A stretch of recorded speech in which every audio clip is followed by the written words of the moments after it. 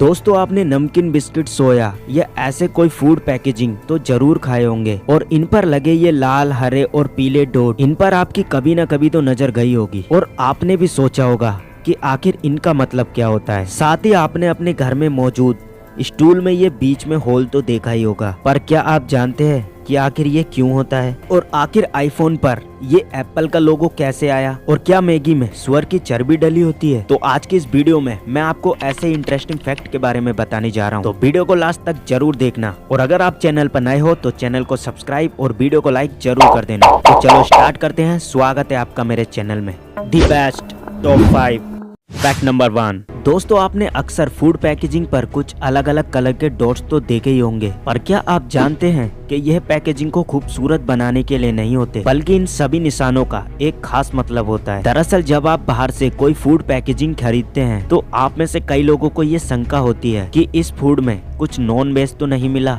और अगर आप भी यह सोचते हैं तो आप इस बात पर ध्यान रखें कि फूड पैकेजिंग पर बस यह दिए गए डॉट को देखना है। यदि पैकेजिंग पर ग्रीन यानी हरा डॉट हो तो इसका मतलब यह फूड पूरी तरह से शाकाहारी है और इसमें किसी भी तरह की कोई मिलावट नहीं होती और आप इसे बेझिझक खा सकते हैं। ये डॉट आपको चौकोर आकृति के अंदर नजर आ जाएंगे और अगर आपको पैकेजिंग पर रेड यानी लाल निशान दिखाई दे तो समझ जाना उसमें नॉन वेज तत्व मौजूद है, और अगर आप नॉन वेज नहीं खाते तो लाल निशान वाले फूड पैकेजिंग को कभी न खाएं। साथ ही आपने फूड पैकेजिंग पर एक पीला डॉट भी देखा होगा। तो अगर आप शाकाहारी भोजन करना पसंद करते हैं और आपको अंडे खाने में कोई ऐतराज नहीं, तो आप लोग येलो निशान पर थोड़ा गौर जरूर करें, क्योंकि फूड पैकेजिंग में मौजूद ये येलो डॉट इस बात का संकेत देता है कि फूड में अंडे की मिलावट है। तो अब आप समझ गए होंगे कि फूड पैकेजिंग पर ये डॉट क्यों होते हैं। तो अगली बार फूड पैकेजिंग ये डॉट देखकर ही खरीदना। Fact number 2। दोस्तों आप अपने घर में ये स्टूल तो इस्तेमाल करते ही होंगे, लेकिन कभी आपने सोचा है कि स्टूल के बीच में ये होल क्यों होता है। ये स्टूल का डिजाइन बनाने के लिए नहीं, बल्कि इसके पीछे कुछ कारण होते हैं। दरअसल ये होल स्टूल की मजबूती बढ़ाने के लिए होता है। जैसे कि जब कोई व्यक्ति इस स्टूल पर बैठता है तो उसका भार स्टूल में बने इस छेदों पर पड़ता है और वो होल उस व्यक्ति के वजन को स्टूल के चारों पैर पर बराबर बांट देता है और इसी कारण स्टूल पर बैठने वाला हिस्सा टूटता नहीं। साथ ही यह स्टूल पर वैक्यूम नहीं बनने देता, यानी कि हवा का दबाव। आपने देखा होगा जब हम कुर्सियों को एक दूसरे के अंदर डालकर रखते हैं और जब हम उन्हें निकालते हैं तो काफी प्रेशर लगाना पड़ता है। उसका मेन कारण होता है एयर, लेकिन जब हम स्टूल को एक दूसरे में फंसाते हैं तो वह आसानी से निकल जाते हैं और यह स्टूल में बने इन होलों की वजह से होता है। दरअसल ये होल स्टूलों के बीच में एयर नहीं बनने देते और इसी कारण से स्टूल एक दूसरे से आसानी से निकल जाते हैं। साथ ही स्टूल में बने इस होल में आप अपनी उंगली डालकर इसे आसानी से उठा सकते हैं। Fact number 3।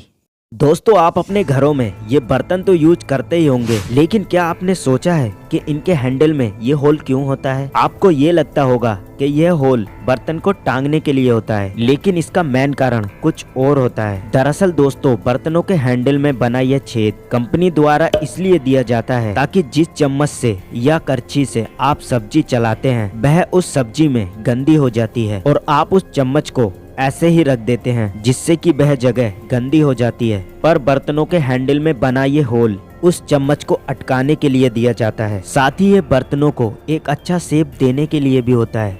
Fact number 4। दोस्तों आपने लिखने के लिए कभी न कभी इस पेन का इस्तेमाल तो किया होगा, लेकिन दोस्तों क्या आप जानते हैं कि पेन के कैप पर या पेन के लास्ट पॉइंट पर ये छेद क्यों होते हैं। अब आप में से कई लोग यही मानते होंगे कि पेन के ढक्कन में यह छेद इसलिए दिया जाता है ताकि पेन की नीब की इंक सूखे नहीं, लेकिन इसकी असल बात कुछ और है। दरअसल दोस्तों इसका मूल कारण है कि पेन को ढक्कन समेत कुछ लोग अपने मुंह में डाल लेते हैं। खासकर बच्चे ये गलती ज्यादा करते हैं और अब सोचो अगर गलती से ये आपके गले में हिलक जाए तो हवा पास नहीं होगी, जो कि घातक साबित हो सकता है और आपकी जान भी जा सकती है। तो इसी कारण कंपनी ने ये दिमाग लगाया है कि पेन के ढक्कन में ये छेद दिए जाएं ताकि गलती से भी अगर ये ऐसा कुछ हो जाए तो इंसान की जान बच सके और इन होलों में से हवा आर पार हो सके। Fact number 5।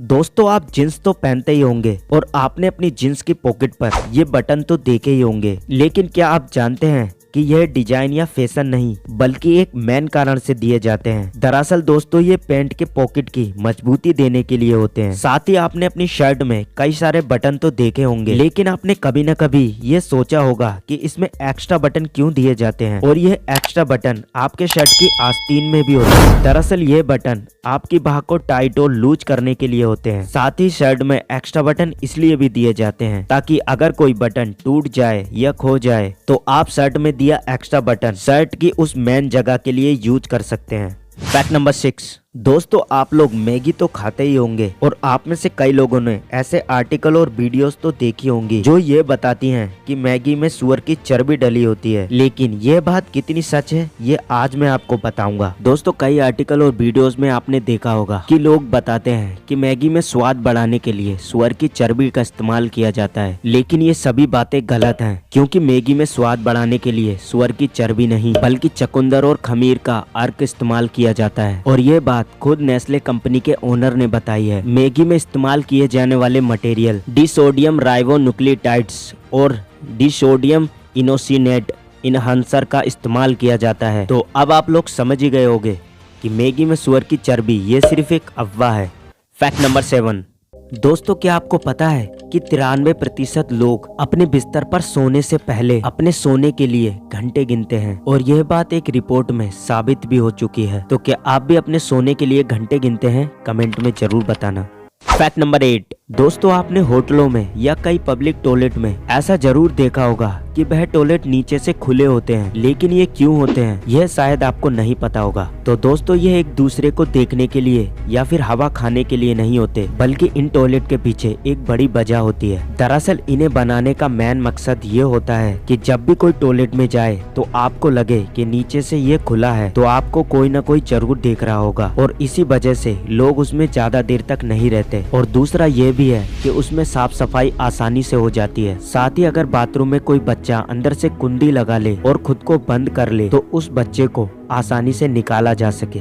फैक्ट नंबर 9, दोस्तों आपने आईफोन में ये एप्पल का आधा कटा लोगो तो देखा ही होगा, लेकिन आईफोन पर ये एप्पल का ही लोगो क्यों है, क्या आप इसके बारे में जानते हैं? दरअसल दोस्तों एक इंटरव्यू के दौरान डिजाइनर राव जेनिफ ने बताया कि एप्पल का लोगो कटा हुआ इसलिए बनाया ताकि लोग कंफ्यूज ना हो, और साथ ही उन्होंने ये भी कहा इसके पीछे उनकी मंशा ये भी थी कि लोग आसानी से एप्पल लोगो को पहचान सके। वह पहले एप्पल नाम से इसका लोगो बनाना चाहते थे, लेकिन अगर वह शेप को पूरा बनाते तो लोग उसे टमाटर या चेरी समझ लेते, इसीलिए उन्होंने अपना दिमाग लगाया और सेब को आधा कटा हुआ बनाया। उन्होंने कहा इसके पीछे एक और भी वजह थी कि जब भी कोई एप्पल का कोई भी गैजेट ले तो उसे ये आधा कटा हुआ सेब देखकर यह फील हो कि सेब में से एक बाइट उन्होंने ही ली है। तो थी ना ये कमाल की सोच। वैसे दोस्तों आप ये वीडियो किस फोन में देख रहे हैं, कमेंट में उसका नाम जरूर बताना। फैक्ट नंबर 10, दोस्तों आपने पेंसिल तो यूज की होगी, लेकिन क्या आपको पता है कि इसका ऊपर का भाग काला क्यों होता है? दरअसल दोस्तों इसकी एक खास बात यह है कि जब पेंसिल छोटी हो जाती है और काले भाग तक पहुंचने वाली होती है तो उसे इस्तेमाल करने वाले लोगों को लगता है कि यह पेंसिल अब खत्म हो गई है, लेकिन और भी पेंसिल का उपयोग किया जा सकता है। लेकिन फिर भी उनके दिमाग में यही रहेगा कि काले भाग तक पेंसिल खत्म होने वाली है और वह तुरंत नई पेंसिल ले लेते हैं। दरअसल दोस्तों ये एक साइकोलॉजी ट्रिक है और यह सिर्फ कंपनी का मार्केटिंग स्ट्रेटजी है।